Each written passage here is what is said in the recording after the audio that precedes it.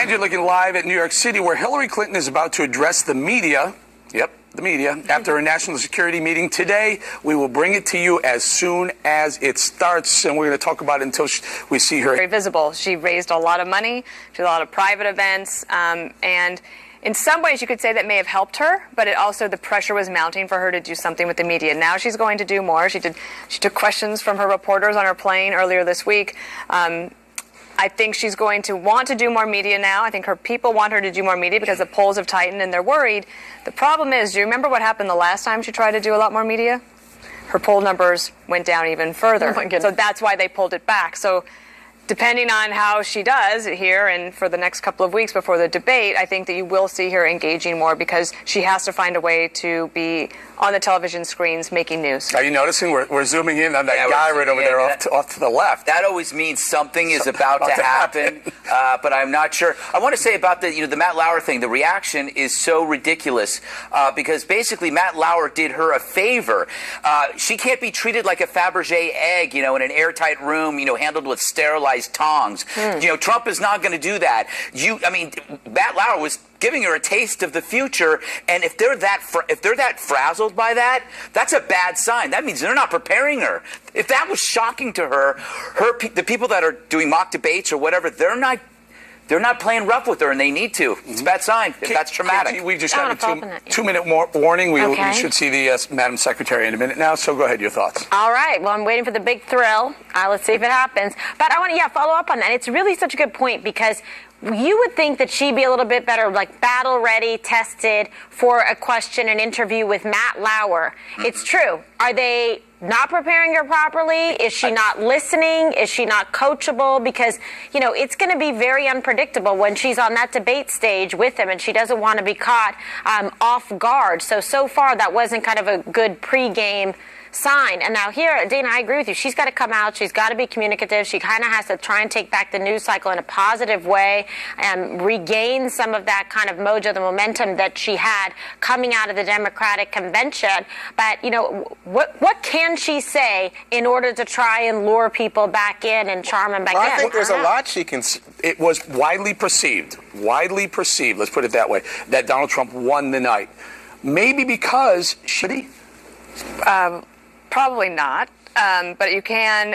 I think what she's going to try to do today is show competence and her experience. And I think the other thing is that this is a national security briefing, and one of the things that, just to drill down something just important, was getting only 46% of 60%.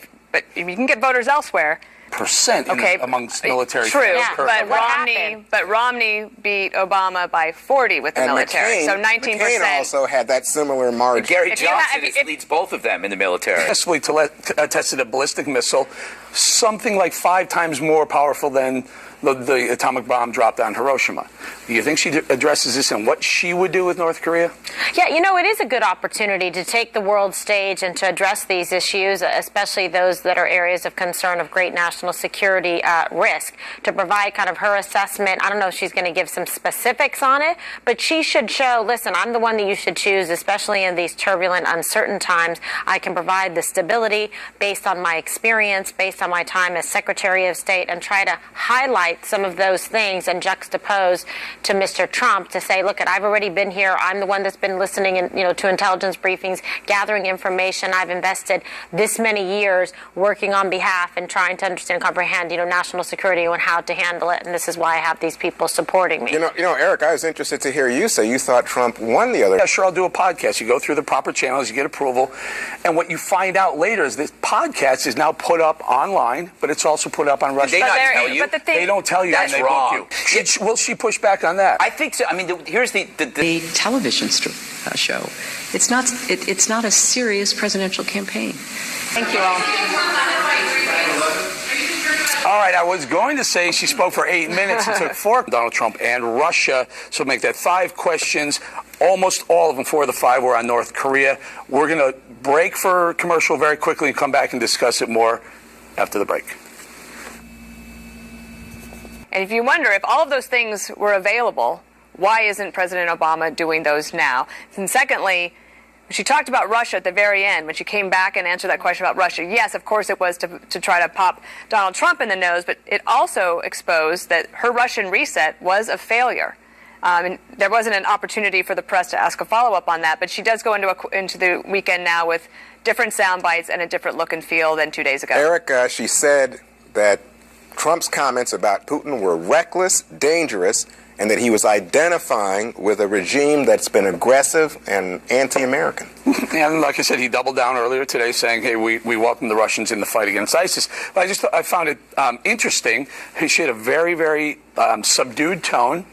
She stayed on policy for 4 questions and left, and then had that one opportunity and had to take that shot, that political point she had to make right before the weekend. So she came back and took a shot. You think that's the headline?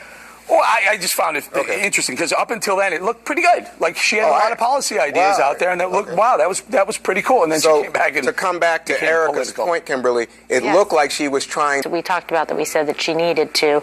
She did answer the questions, so she can kind of like quell the noise on that in terms of not doing press conferences. But then she didn't miss the opportunity when she heard something that she wanted to get a dig at. She went out and then didn't take the bait and bled the room. And now, for our media critic, what do you think of her performance, Greg? Well, I enjoyed where that plane went down 15 years ago. It's been that long. You've got to stay tuned for her extremely powerful, emotional piece. It's sure to change your perspective. We'll be back in a moment.